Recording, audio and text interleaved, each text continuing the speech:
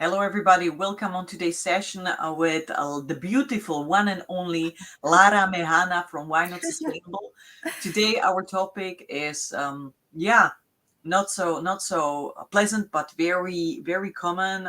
Really, you see that all around the place. It's plastic. We know that plastic is a wonderful material, has many beautiful properties, but actually we see a lot of it being abused and not used in the respective capacity and for the applications that where it would make really sense. So we are basically flooded with all the waste which we cannot handle, and that's also a little bridge that I tried to build in the beginning of this call to the topic of today. I mean, how to get rid of, how to eliminate or minimize as much as possible plastic in your business.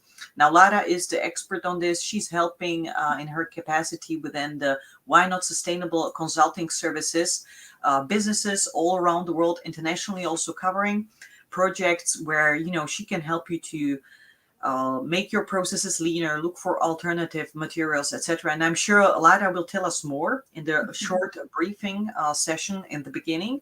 And we have also a wonderful tool to share with you today that is free of charge for maybe smaller and medium-sized businesses. It's a very handy. Hello?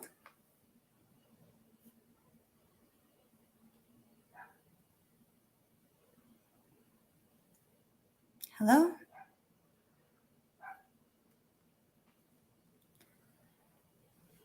Hello, hello?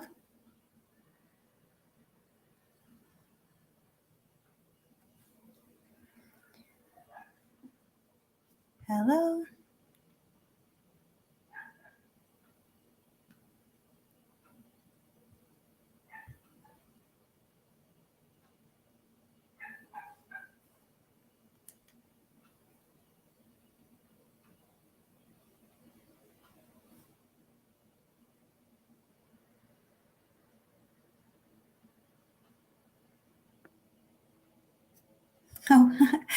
Oh, so I don't know. I didn't hear what Yana said. The video was a bit frozen, so maybe it's my turn to present.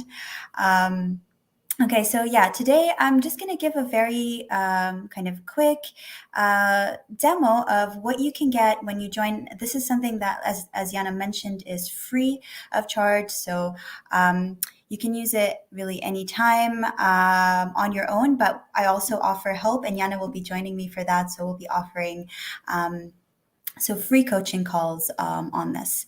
So what we would be doing is actually available before I really share this. All this content that I will share during the presentations and during these free coaching calls is actually available on our website. So this is the back end of the website. But if you go to campaign, and you'll see that our campaign, so it's an ongoing campaign that we have to help customers, small businesses, and corporations. Corporations has not happened yet, but customers and small businesses, yes. So how to help you really avoid and eliminate plastic. So working towards really phasing out plastic.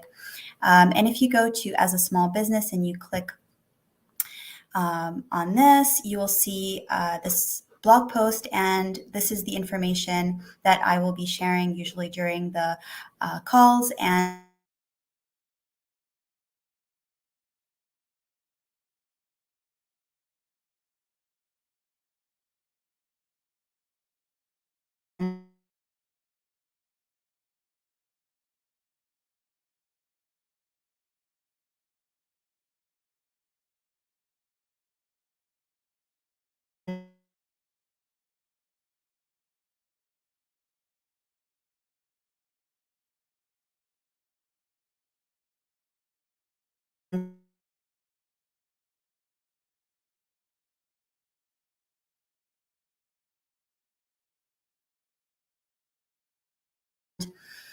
so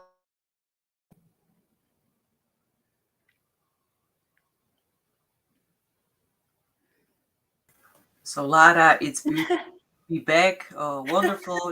Nothing is better than a wake-up call of technology on a Monday morning. So as we took some 5 minutes on connecting and reconnecting. I would hand over Yeah. now straight to you so you can share with us the tool and what you like to share with the audience So I on. started sharing, Yana, but I'm not sure that that Maybe showed up. So should I try again? Should I just let's start try again? again.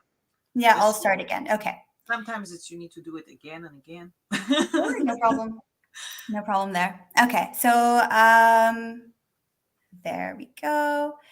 Okay, so can you see my screen? I'll just go back to that tab that I was sharing from. Oops, no, not that one. Okay, so can you see my screen? Now it's loaded. Just a second. Yes. So Okay. let's do it. Yeah. So what I was saying is that so all the information that you will see in the presentation. So I'm just going to go. I'm going to do a very quick demo of what you would find really in the group calls that we're going to have. So the group calls they're group coaching calls, and they're free, where we will basically talk about how you can stop using plastic in your businesses, and you can find the information that we kind of go through, at least the basics of what we cover on our website. So I'll go again, and this is, as I was saying, the back end of the website. But so if you go on campaign, and we have an ongoing campaign where we can help you as a customer, as a small business, or as a corporation. This has not happened yet, but hopefully in time. But as a small business, if you just scroll down to as a small business and click over here, you'll see the information that I'm about to kind of skim through, and how you can start a challenge with us to really eliminate plastic from your business or reduce it significantly. So I'll start going through the information that we'll actually be sharing during these sessions.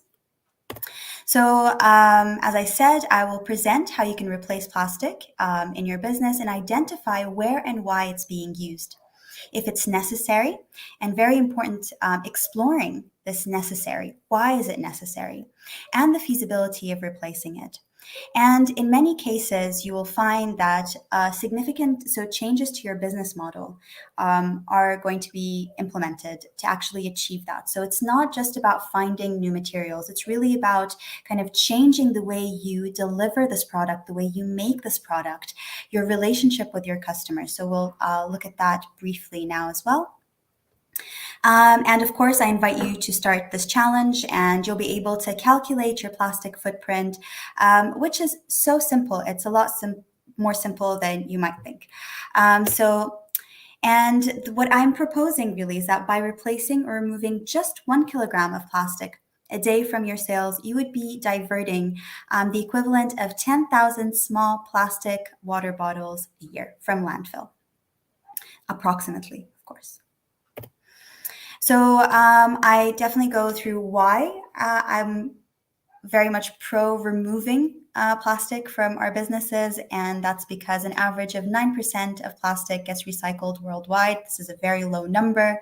Recycling, not only is it not efficient in our systems and how we recycle, it also means, so when you recycle plastic, its value depreciates, and it's more likely to leach into its surroundings. So when in contact with food, with beverages, it's really not the best material. It's harmful. It can cause health problems, hormonal changes, as far as cancers as well. We don't need any more proof to know that plastic pollutes wildlife, habitat, animals.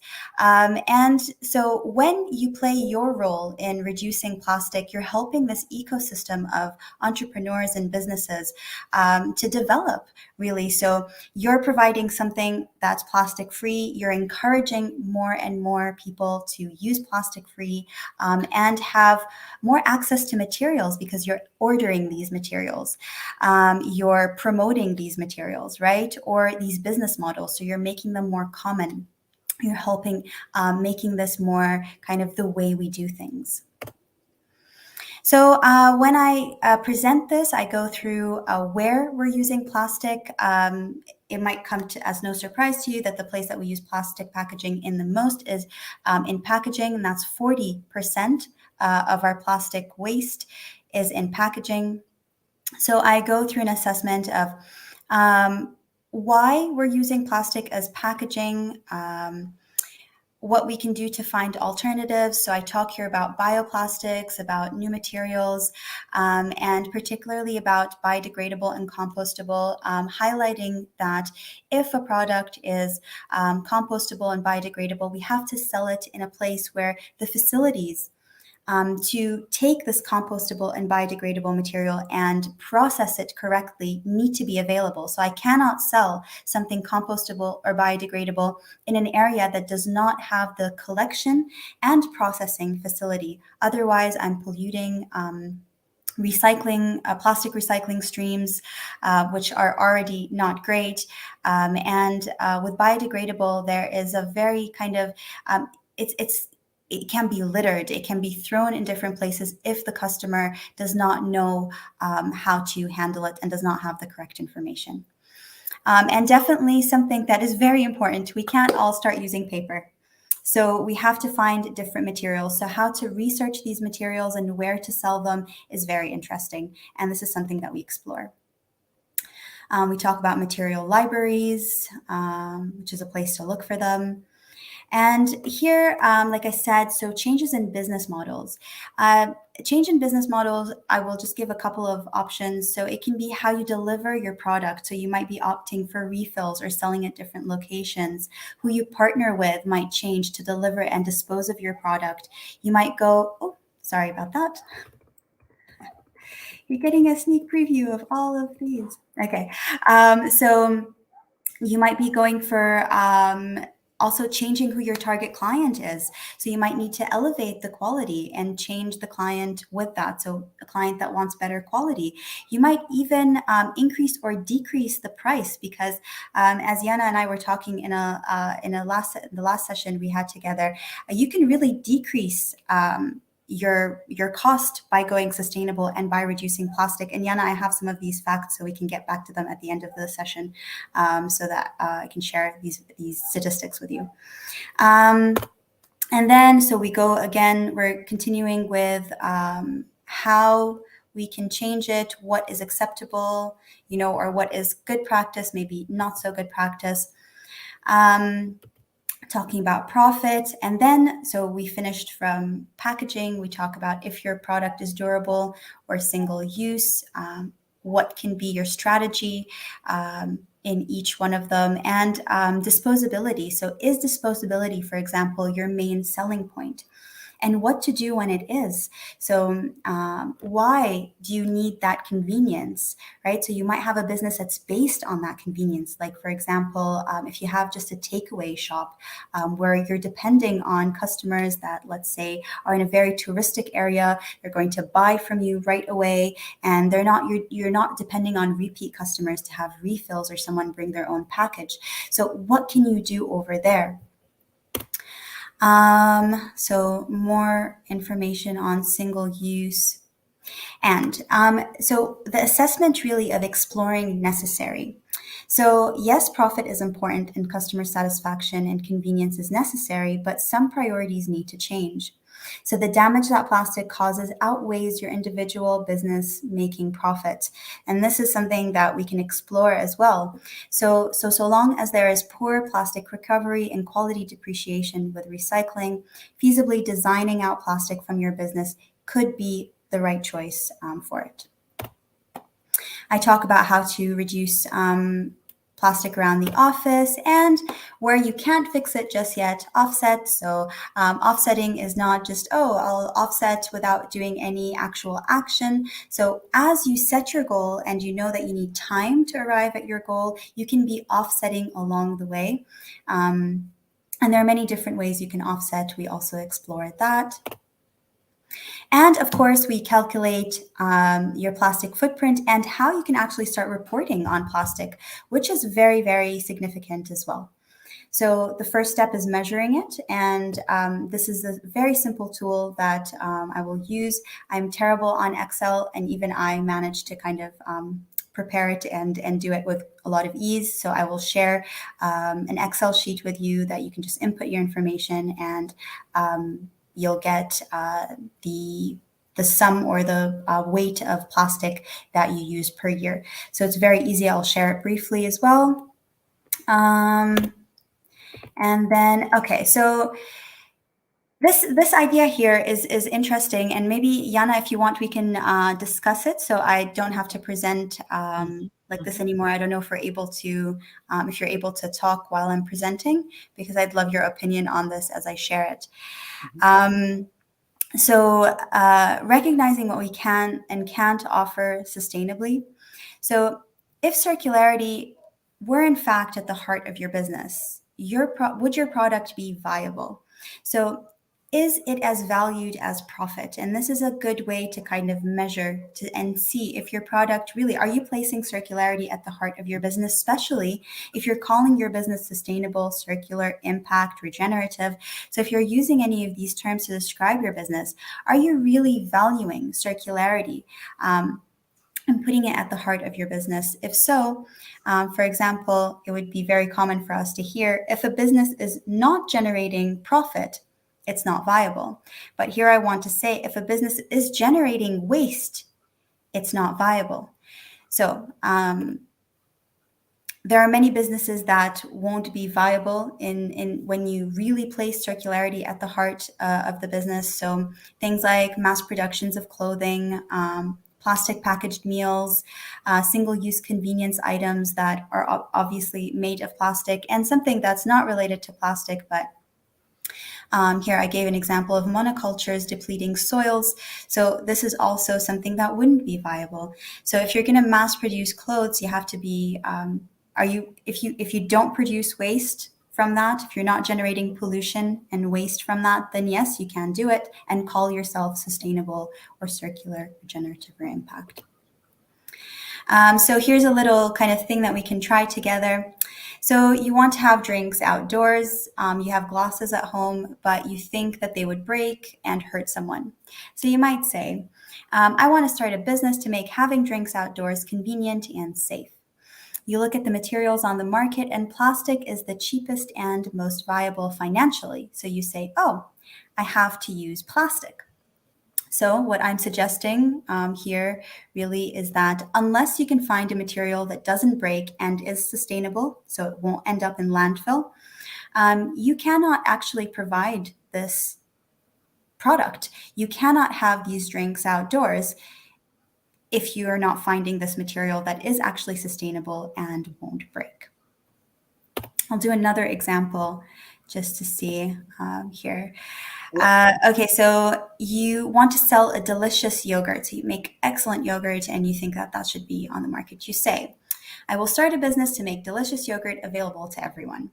You look at the materials on the market, and plastic is the cheapest and most viable financially. So you say, oh, I have to use plastic because otherwise I won't make enough profit, for example. I'm going to suggest here that unless you can find a material that will not end up in landfill, you cannot have the convenience of selling this yogurt at that profit margin that you can probably have using plastic. However, you can have an even higher profit margin if you actually work on, you might actually generate more income if you work on your business model mhm, and really create a nice relationship also with your clients, a nicer relationship with your clients.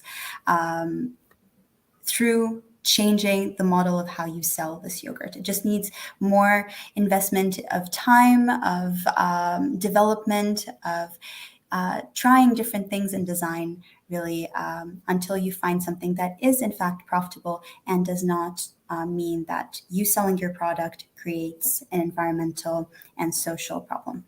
mhm. Lara, if I may step in just for Yes, I want you to step in. so no, I mean I find it super interesting what you are saying right now around especially. I can't hear you, Yana. So I can hear you now. just a second. Okay, can you hear me now? Yes, I can hear you. I'm a, I think I'm a little bit double. There is no icon. I'm not so let me just check. I'm on a different page. Okay, so I can Okay, see you, I can hear you. okay, that's beautiful. So Okay. yes, I found the problem. Okay. Do you want me to go back to the slide?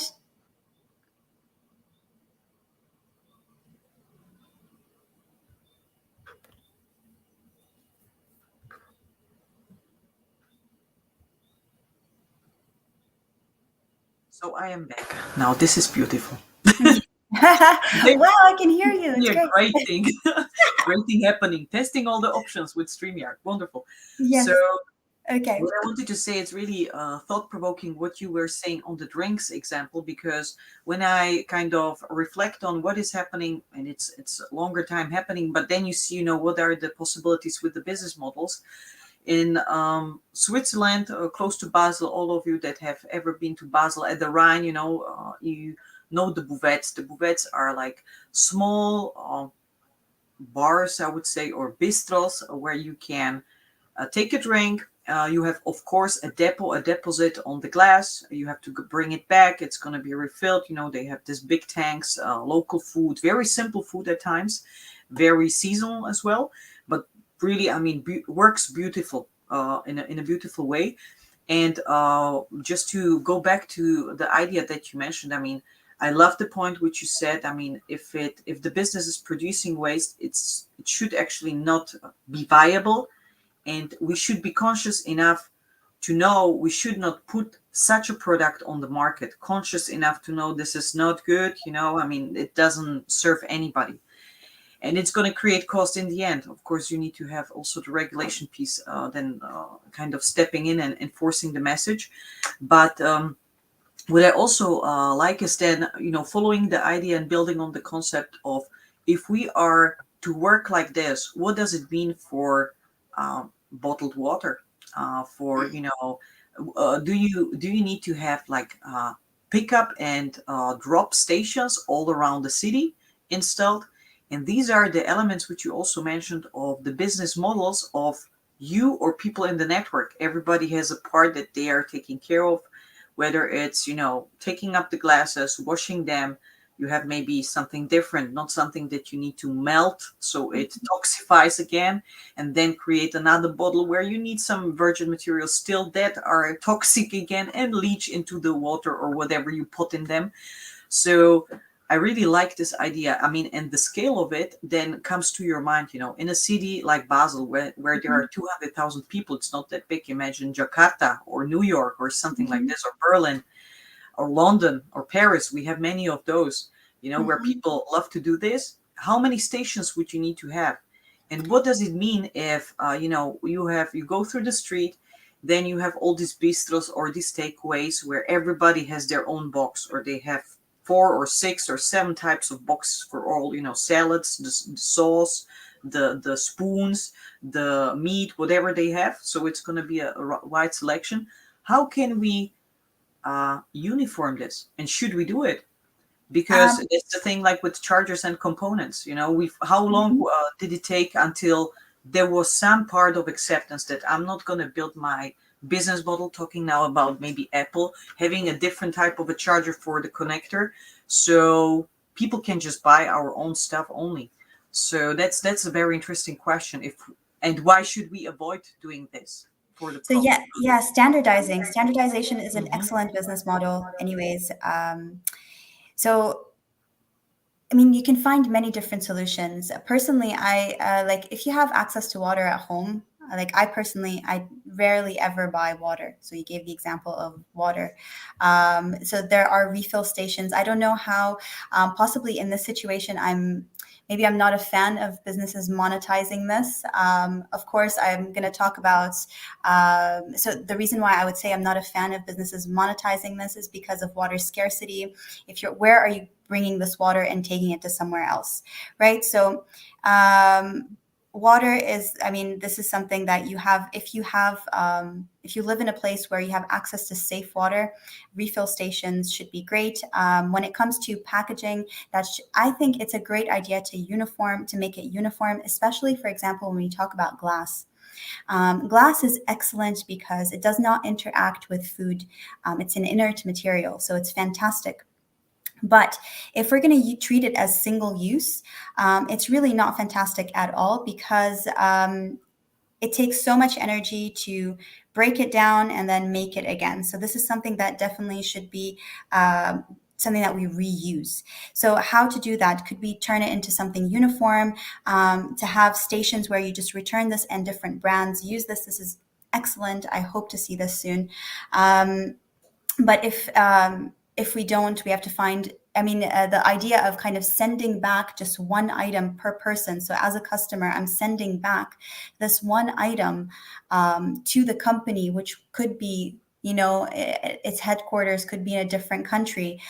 This footprint of just returning something to somewhere that is far, and individually, I think is a big cost. So definitely standardization is one of the great solutions that I'd love to be seeing more and more of. And it works so much better. And this is also why I'm such a fan of small businesses working locally. Of course, circular economy favors that as well. But I'm such a fan of exploring solutions with these businesses because you can actually do that. So if you have, let's say, 10 or 15 businesses in a local area working together and unifying the containers that they use, then it is possible to actually have collection points, right? That are valid for most users around that area. So yeah, this is what I would say to that. And then imagine you have somebody exactly having like a regular. I mean, you have this with washing powder, or you have this with all sorts of stuff of drop Hmm. up or drop and pick up. Hmm. And imagine somebody instead of using a gas fueled or gasoline fueled car, using a bicycle, or you have all this crazy stuff. When you are on the neighborhood level, it gets a totally different flavor. And you also mention it, that you have a different relationship with your clients, because it's not the Absolutely. foreigners that are coming in the masses, it's the local people. You know Hmm. what you buy, you know what is happening with it, you know who, how it's circulating, who has a role, and why do they have it actually in the circle. So I found it very fascinating. Yeah, absolutely. I'm really looking forward to like, because I'm in the process of kind of working on that in my area. So it will take time, but I'm really excited to start seeing how it will function. So yeah. So, what about this Excel sheet? I mean, we spent Yes. a lot of time connecting and disconnecting today, Yeah. unfortunately. My apologies for this for all the Oh, viewers, no worries. It that's happens. technology. That's what you can expect. It's eventually will always fail. So, it's a little bit uh, connected to nature is not a bad thing. So, what about your tool? Maybe you can share it. Yeah. You can So show it. this is not really, this is not just like not my tool or anything like that. So this is just how simple it is. It can be just for you to calculate your plastic footprint. So Mhm. when you hear, oh, calculate carbon footprint, it's so complicated. How are we going to do that? Calculating your plastic footprint, especially as a small business, is very, very, very simple. So it's as simple as weighing each item that you sell. So let's say you're a business that sells 3 packaged products. So this is just an example here. So you have package one, package two, package three. They each weigh a different. They weigh different values. So let's say package one weighs 30 grams. You sell 150 of it per year. So if you multiply, you get this value, right? Mhm. And you do that for package two and package three, and then the summation of these will give you the value at the of how much plastic you produce per year. And this value here, I've made it, I put it in kilograms. So that it's more accessible and it's easier to kind of visualize. But it's as simple as just package one, package two, package three, product four, product five, whatever it is, just, lining them up, putting in the values, how much of them do you sell, and adding these numbers. So in this case, I just wanted to give here an example. If you're saying you're selling just 13.5 kilograms a year, which seems like such a small value, right? 13.5 kilograms, that's nothing. That's almost 400 large plastic bottles that would go likely to landfill, right? Mhm. So it's not an insignificant number. It's a lot, especially when you think that this plastic it's very unlikely that it's going to be recycled. It can leach chemicals into the environment. So making these reductions is actually really significant, even if it's just one, right? That you're avoiding buying. So any reduction in the plastic that you use or produce is really significant. So yeah. And what is your experience when working with businesses? What's the kind of most challenging part? Because this seems to be like a great entry for any small, medium business, you know. As you Exactly. mentioned, sometimes it's just, you know, this scary part. Oh, it's so complex. And then you have this first step. This is Yeah. what can be done. So, what else is like the challenges, that the barriers for businesses to start with this? So if you don't keep your inventory very clear, this could happen, right? If you don't know, so it just all, okay. So I think the biggest issue that small businesses have, anyways, is time. So you don't have the time to do things because you're rushing from one thing to another. You likely have a small team, or sometimes it's just you, Mhm. and you might not have the time to weigh every item and do the inventory correctly and do all of these things. So I think if you don't keep your inventory very clear, that might happen. Um, or organized, if you don't have the time for it, really. But we can do this together. All you need really is a scale. You measure the items that you sell. The smaller the business, the easier this is. And we also have, you can generate as a free impact report with Why Not Sustainable. And obviously, this is a simplified impact report. So it's not, it's meant to be kind of like a starting point for you to just Mhm. start understanding how you can report. And this is meant to be quite easy. You just answer several questions and you set what metrics you want to start measuring. And your plastic footprint could be, right there as something easy that you can start measuring, and seeing how well you perform over the years, how you manage to decrease it, right? And talk about the challenges that come with that or the successes that come with that. And what's the next step? Now you have this assessment. You help then the business to look for alternatives or sourcing, or how does it work? Yes. So during the free coaching calls, what we're looking for through is kind of the what I mentioned. Hmm. If you want to take a step further, something that I'm loving doing now is prototyping new materials. So Hmm. I'm looking for new materials in material libraries and matching them to the client to my clients and seeing what could be a new material that we could probably make for these products. So going through that process, which of course is a lengthy process, but it's necessary. So this is something that I'm very excited that I'm starting to do. And of course, so this is available. This is a service that's available on Frogeex. So through coaching calls, and of course, business models are the easiest in a nutshell, like, not really, not in a nutshell, that's not the word I'm looking for. Business models can actually be the quickest Hmm.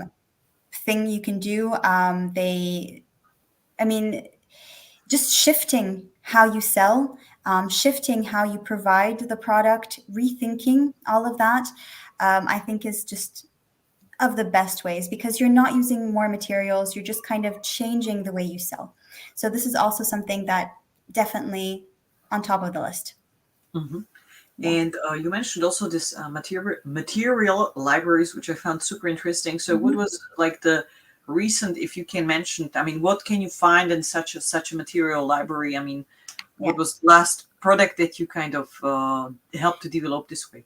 So I haven't reached a full development yet, but I'm working with algae actually, because in my Hmm. area that is something that's available. Hmm. So I'm in the process of doing that. So we're looking and we're prototyping. So we're starting to prototype.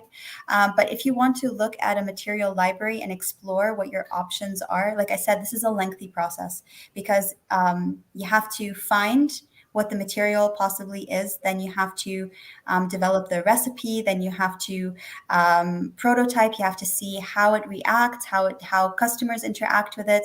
So this is really very new. It's not something that we've been doing for a long time. Um, because if you look at the market now, if you try to find alternative packaging that's not plastic, for single use, for food, for beverages, you're very, very limited. Um, in the materials. A lot of companies are shifting to paper, but we really can't do that. Hmm. What about items that are like meats and fish and Hmm. so sensitive, let's say food products? So yeah, algae is definitely something that I'm working with because it's available in Mhm, the area that I'm in. So it's something abundant. mhm, And then if you look at Materium, so that's one of the resources that I use mhm. most in recommending and kind of starting to explore what to prototype. So Materium is the website I can share with you. I don't know if you've heard of it. It's like really pioneering this. Definitely, we are more than happy if you can share this. I mean, I found it a Yeah. very interesting concept, and so this material libraries. Is it first of all, thanks a lot for sharing the website. We will post it, also for all the viewers that they can Yeah, access of it, etc. course. But is it a concept? Is it like a facility, like a library, like a book library in every city, every region? Where are they? Is it a network? So How? this is an online library. I can share with you how. So I actually have it on the website as a resource.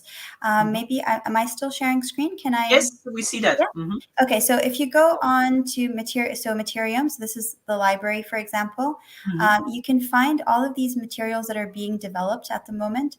So let's Hmm. see here, rice husk leather. Okay. So you take a look here. At You have an image of it, you have some of the properties, but the coolest thing about it is that you actually have the recipe, so you can make it. So this is why it's become it's such a cool thing, because I can Hmm. actually explore this with my clients, see what materials they have. We can work on this.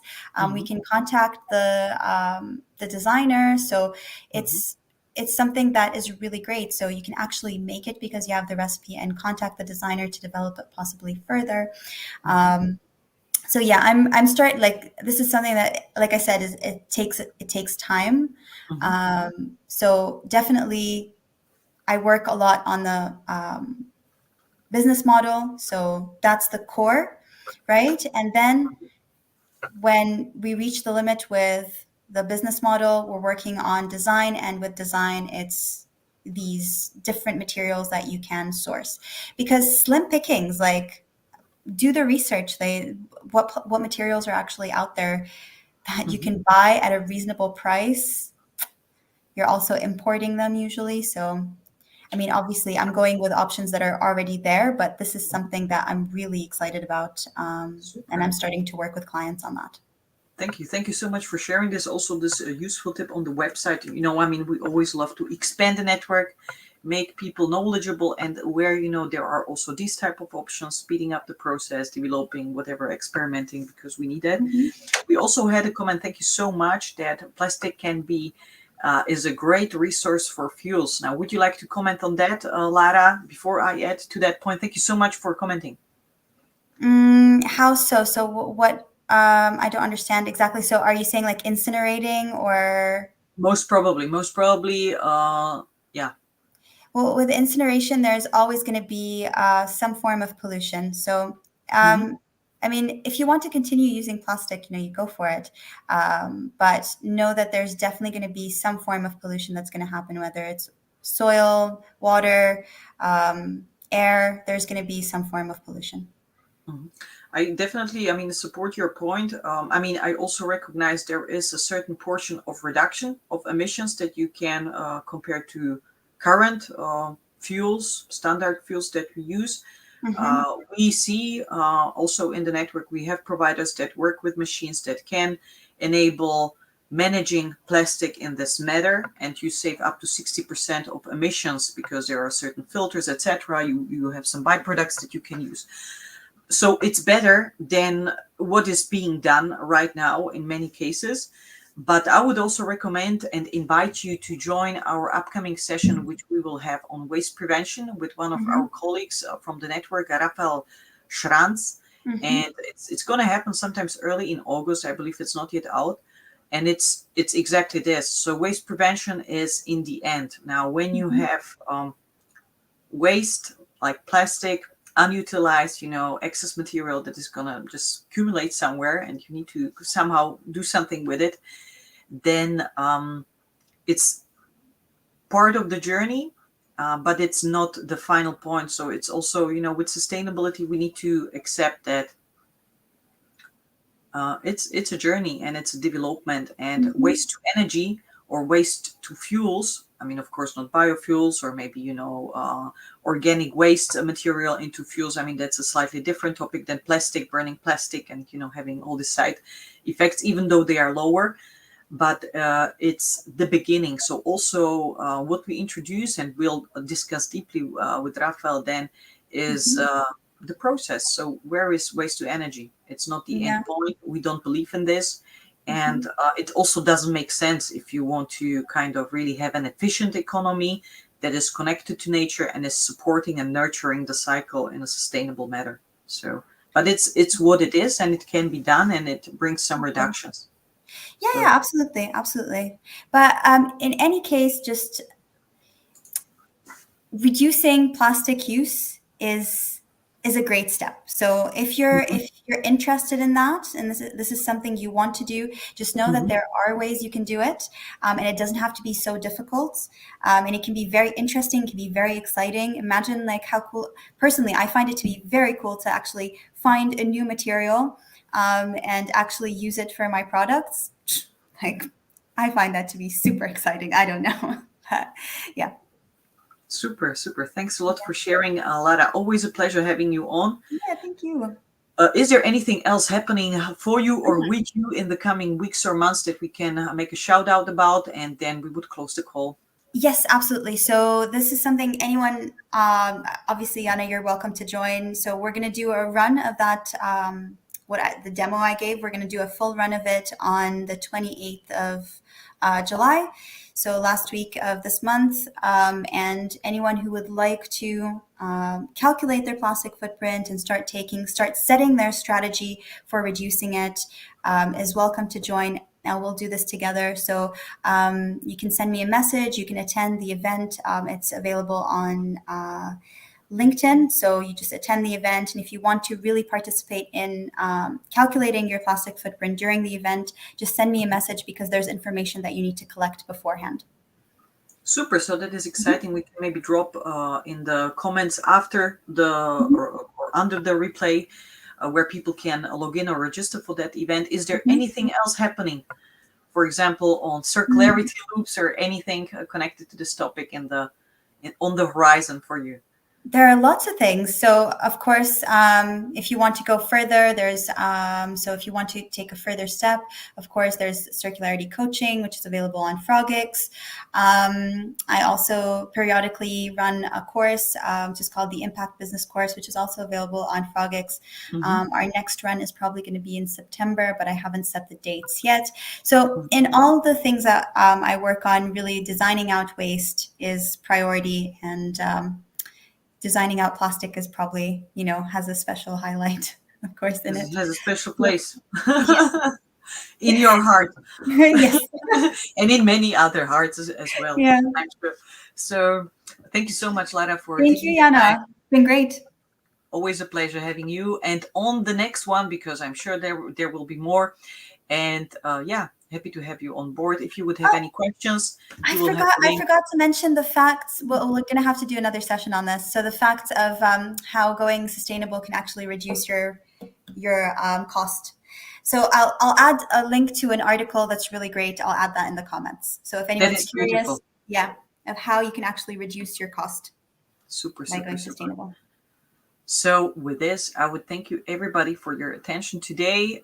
You can watch the replay on Facebook, LinkedIn, and YouTube where we stream live, and see you on the next one, which is going to be rather short. We have a packed calendar going forward, so bear with us. It's there is a lot to learn and to discover in terms of sustainability and sustainable building and living.